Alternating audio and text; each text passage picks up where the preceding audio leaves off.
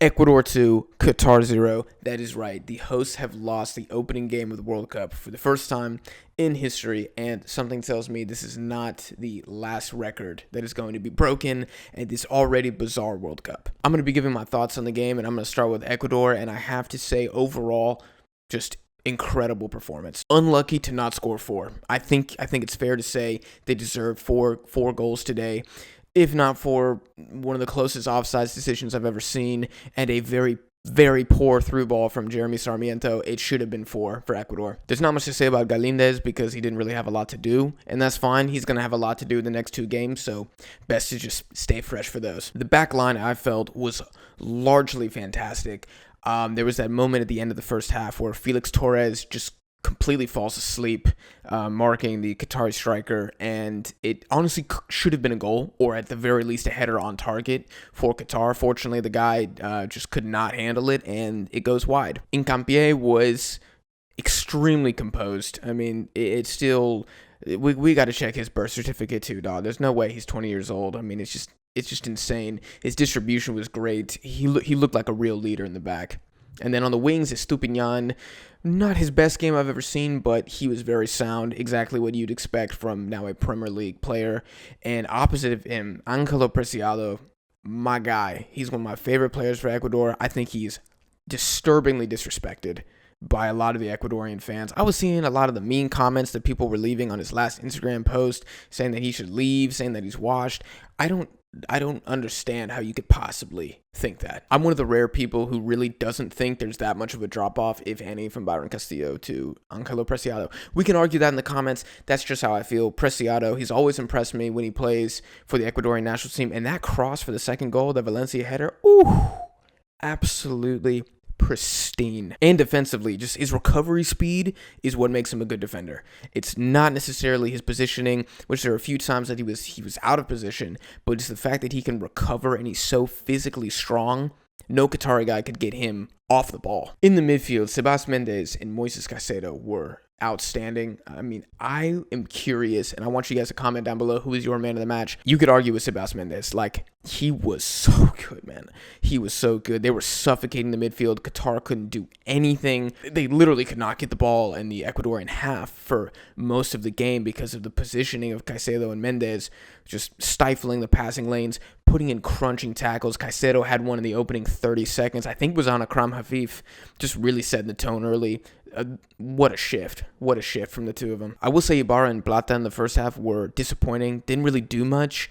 Their pressing was good. Their positioning was good. They were definitely helping to force a lot of mistakes from the Qatari national team. But offensively, Plata had like one take-on attempt, and it didn't work. He definitely stepped it up in the second half, and honestly, had an overall decent game by the final whistle. And Ibarra, same. He kind of stepped it up in the second half, had that great step-over shot, forced a good save from the Qatari keeper. But Ecuador are going to need to see more from these two guys in the upcoming games. They're going to need to see more against Senegal and the Dutch. You know, you're not going to be able to just rely on Preciado and Estupinian to be the main distributors.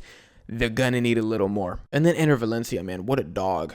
What a dog. Absolutely bringing over his club form in Turkey, where he's been killing it all season, to the World Cup. He's got 4 goals in his last 2 games against Qatar now. He loves playing against Qatar. He wasn't afraid to play the host nation.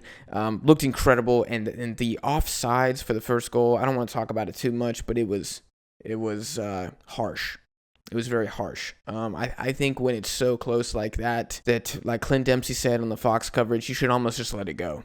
You should give the tie to the offensive player, but he was technically offside, so I have nothing more to say about it. Mikel Estrada didn't have the greatest game, but he did use his body well several times, and I think he's actually a pretty good compliment to Valencia. We can talk about the subs quickly, too. I thought Sarmiento was decent. You could tell he was a bit nervous. That one through ball that he should have had, Estrada was on goal, should have been a tap-in, and he just puts way too much sauce on it, and it goes out of bounds. But he was very effective in the Ecuadorian press, winning the ball back. I thought on the ball dribbling looked very crisp, won a couple good free kicks in dangerous areas. He put in a good shift. And I don't really have too much to say about Cifuentes. I thought he looked all right. You know, I would have liked for him to have gotten more opportunity when he came on, but his chance will come. And for the Qatari national team, this can only be described as a nightmare. You have to think, with all the preparation they've been doing for years now, all the money and investment that's gone into this tournament, that that 3 points against Ecuador was required. It was mandatory. And honestly, they looked so far off it. You could tell from the jump that they were a little out of their depth, a little out of their element.